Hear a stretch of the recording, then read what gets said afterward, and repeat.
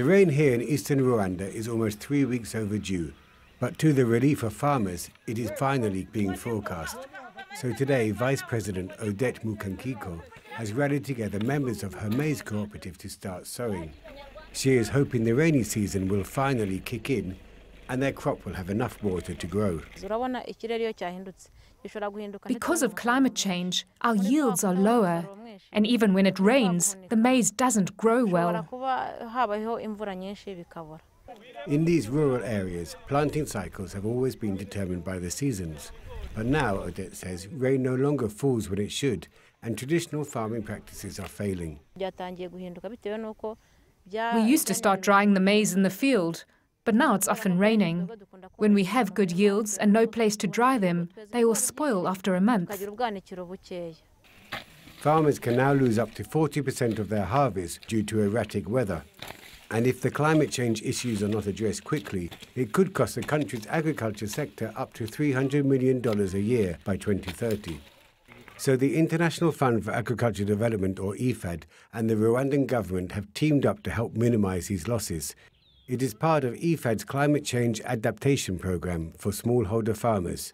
Coordinating the project is John Viegas Hasira. Farmers also, they have the knowledge, they know, and they have some answers to different problems. What I need is that capacity to react on time before it is too late.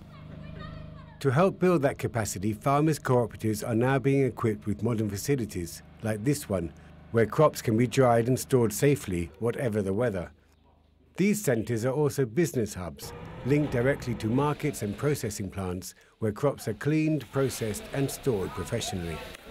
Business training is provided so farmers can become market players, capable of delivering large quantities of high-quality produce to both public and private companies. But it is not only crops. Milk production too is being affected by climate change, as Alfred Nisingimana says. When it rains and we have fodder, we get about 13 liters of milk a day, but we get much less when we have long dry spells. Rising temperatures are also challenging dairy production.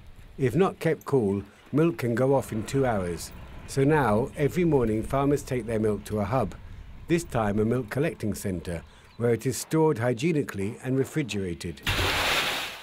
Run by cooperatives, members receive steady incomes from sales and have a loan system set up to get through scarce periods.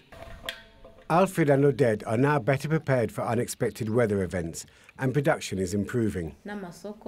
Through maize growing and having access to markets, I started to get more income, and I could afford to get the iron sheets to build this house I'm living in.